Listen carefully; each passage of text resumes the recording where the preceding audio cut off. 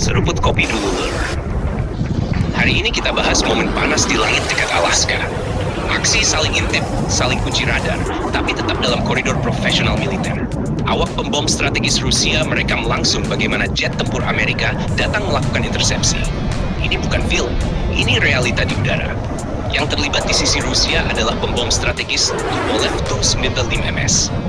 Pesawat bermesin turboprop dengan baling-baling kontrarotasi ini memang terlihat klasik, tapi jangan salah.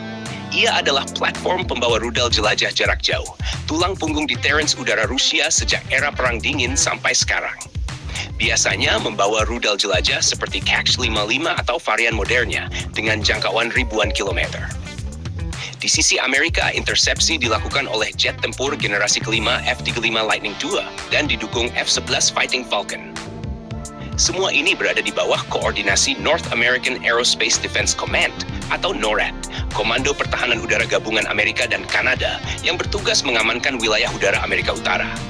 Lokasinya dekat Alaska, wilayah yang memang sering jadi titik temu patroli udara jarak jauh Rusia dan sistem pertahanan Amerika. Kenapa Alaska?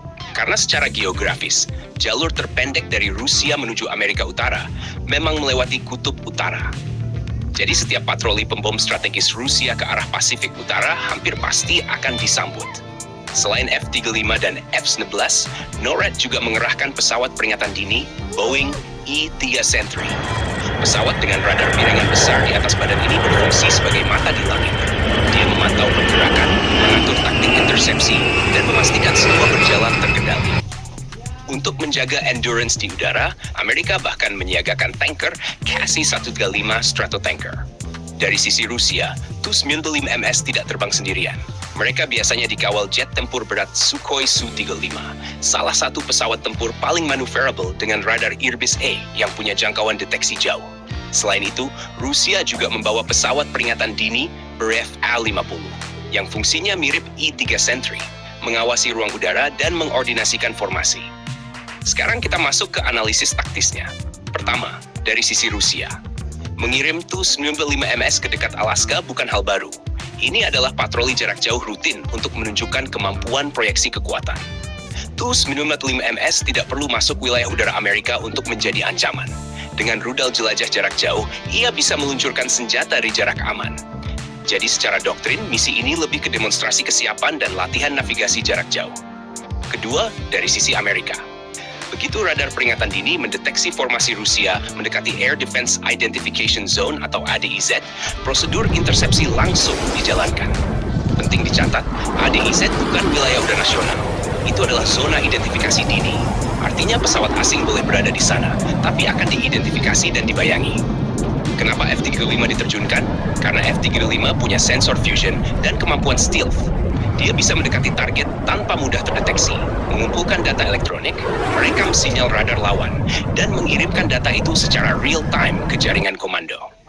Dalam konteks modern, intersepsi bukan cuma soal mengawal keluar, tapi juga perang informasi dan pengumpulan intelijen. F-11 berfungsi sebagai pelengkap, lebih ekonomis, lebih banyak tersedia, dan tetap mematikan dalam jarak dekat. Kombinasi ini menunjukkan layered response, generasi kelima untuk pengumpulan data dan dominasi situasional, generasi keempat untuk kehadiran visual dan backup. Sementara itu, pengawalan Su-35 di pihak Rusia juga bukan sekadar formalitas. Su-35 punya kemampuan dogfight dan jangkauan radar yang besar. Jika terjadi eskalasi, Su-35 bertugas memastikan pembom tetap aman. Kehadiran A-50 membuat Rusia juga punya gambaran taktis di udara. Menariknya, dalam banyak kasus seperti ini, kedua belah pihak menjaga jarak profesional. Manuver dilakukan sesuai aturan internasional.